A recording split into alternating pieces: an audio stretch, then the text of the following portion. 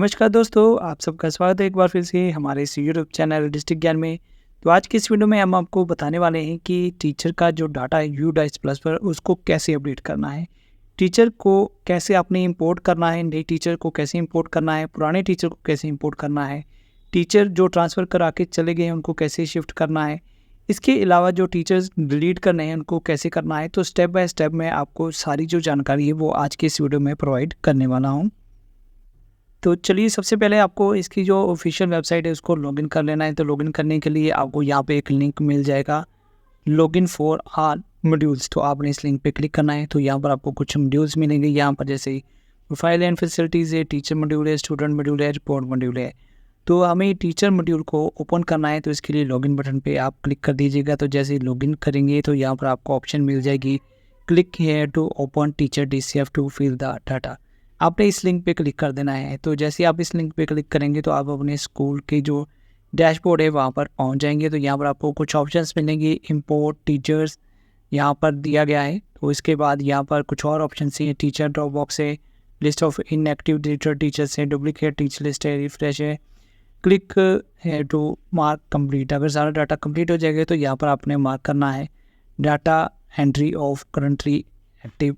तो यहाँ पर जो न्यू टीचर्स का डाटा है वो यहाँ पे होगा, बट ये लिंक एक्टिव नहीं है। तो यहाँ पर जो आपके रेगुलर टीचर हैं, नॉन रेगुलर टीचर हैं, नॉन टीचिंग स्टाफ है, वो सभी की डिटेल्स यहाँ पे बताएगी। तो यहाँ पर हमारे जैसे मान लीजिए 21 है तो हमें यहाँ पर क्लिक कर देना है अपने टीचर्स को अपडेट करने के लिए। हम यहाँ पे क्लिक कर देते हैं तो हमारे यहाँ पर जितने भी टीचर्स होंगे वो सभी शो हो जाएंगे। यहाँ पर बेसिक डिटेल, क्वालिफिकेशन है, आधार कार्ड वेरिफिकेशन है, अपडेट है, तो स्टेटस। तो यहाँ पर अभी आप देख सकते हैं यहाँ पर इनएक्टिव लिखा हुआ है, तो इनकम्प्लीट लिखा हुआ है। तो इसको कंप्लीट करने के लिए हमें यहाँ पर सभी जो इंफॉर्मेशन है उसको अपडेट करना पड़ेगा। जनरल फाइल को अपडेट करना है, उसके बाद जो ऑप्शन हैं इसको अपडेट करना है, उसके बाद थर्ड ऑप्शन। ये तीनों जो ऑप्शन हैं इनको हमें अपडेट करना है।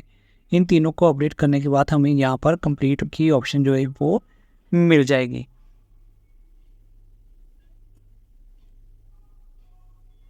तो अभी मैं आपको एग्जांपल के तौर पर भी बता देता हूँ कि जब आपका डाटा कंप्लीट हो जाए तो ऐसे ग्रीन हो जाएगा। जनरल प्रोफाइल आपकी कंप्लीट हो चुकी है, तो आपके नेक्स्ट जो भी ऑप्शंस थी वो सारी कंप्लीट हो चुकी है, ग्रीन हो चुकी है। तो यहाँ पर ट्रेनिंग और भी जो डिटेल्स है तो कंप्लीट हो चुकी है, तो कंप्लीटेड यहाँ पर लिखा हुआ आ चुका है।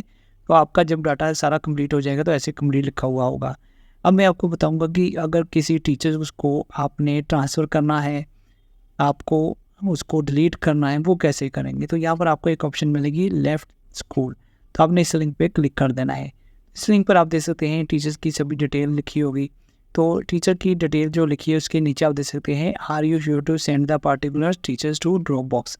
ड्रॉप बॉक्स में सेंड करना है। तो यहाँ पर आपको ऑप्शन मिलेगी due to retirement, transfer, shift to another school, due to job shift और ड्यू टू डेथ। तो यहाँ पर कुछ ऑप्शन दी गई हैं। तो जैसे मैं यहाँ पर आपको एक एग्जांपल के तौर पर रिटायरमेंट, मान लीजिए कोई टीचर रिटायरमेंट हो चुका है तो उसका यहाँ पर आपने रिमार्क्स देना है। रिमार्क्स कुछ थोड़ा लिखना पड़ेगा आपको। इसके बाद उसकी जो डेट सेलेक्ट कर लेनी है तो उसके बाद लेफ्ट स्कूल कर देना है। अगर किसी टीचर की ट्रांसफ़र हो चुकी है तो यहाँ से आपको, जैसे मैंने दूसरी ऑप्शन बताई थी ट्रांसफ़र वाली, वो आपने सेलेक्ट कर लेनी है। रिमार्क्स में उसकी ट्रांसफ़र की डिटेल दे देनी है और उसकी जो ट्रांसफ़र की डेट है वो फिर कर देनी है। अगर किसी डेथ हो चुकी है तो वो भी हम यहाँ पे ले सकते हैं। तो जो आपके टीचर हैं वो ट्रांसफ़र हो जाएंगे, लेफ़्ट हो जाएंगे जो रिटायरमेंट वाले हैं। तो इस तरह आपका जो टीचर को डिलीट करने का प्रोसेस है या फिर ट्रांसफ़र करने का प्रोसेस है वो यहाँ से होगा।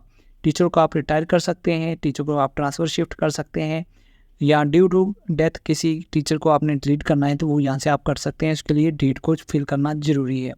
अब हम बात करेंगे कि आपने टीचर को इंपोर्ट कैसे करना है, उसके बारे में बताएंगे। यहाँ पर लिखा हुआ है इंपोर्ट टीचर। यहाँ पर जो टीचर्स हैं वो डिलीट हो जाएंगे, वो टीचर ड्रॉप बॉक्स में चले जाएंगे।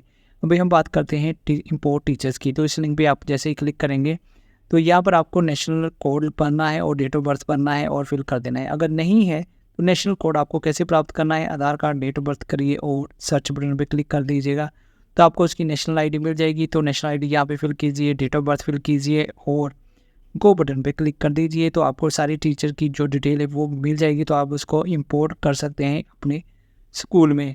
अगर फिर भी अगर वो टीचर आपके स्कूल में इंपोर्ट नहीं होता है तो उसके लिए क्या करना पड़ेगा आपको। तो उसके लिए आपको जहाँ से जो टीचर आया है उन स्कूल से बात करनी पड़ेगी, उन टीचर्स को बोलना पड़ेगा कि आपके जो टीचर आ चुके हैं उनको वहाँ से लेफ़्ट कर दें, यानी कि ट्रांसफ़र कर दें। जैसे मैंने आपको अभी स्टेप में बताया है, वो जब लेफ़्ट कर देंगे तो आप यहाँ से उस टीचर को अपने स्कूल में इम्पोर्ट आराम से कर सकते हैं।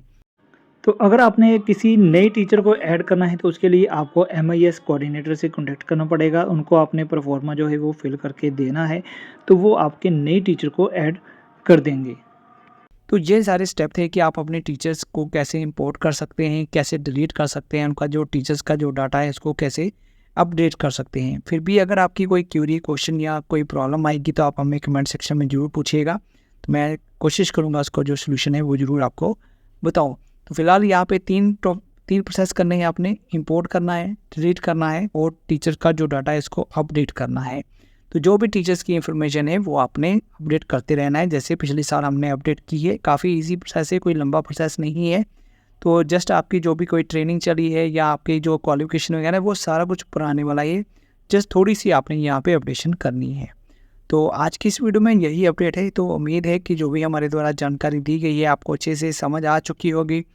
तो नेक्स्ट वीडियो में मिलेंगे किसी और नई अपडेट के साथ। आज की इस वीडियो में बस यही अपडेट्स थी। तो नेक्स्ट वीडियो में हम और भी इसके रिगार्डिंग जो अपडेट्स आएंगी वो आपको बताते रहेंगे। तो चलिए आज की इस वीडियो को यहीं ख़त्म करेंगे, मिलेंगे आपके साथ नेक्स्ट कोई इन्फॉर्मेशन वाली वीडियो में। तब तक के लिए गुड बाय, जय हिंद।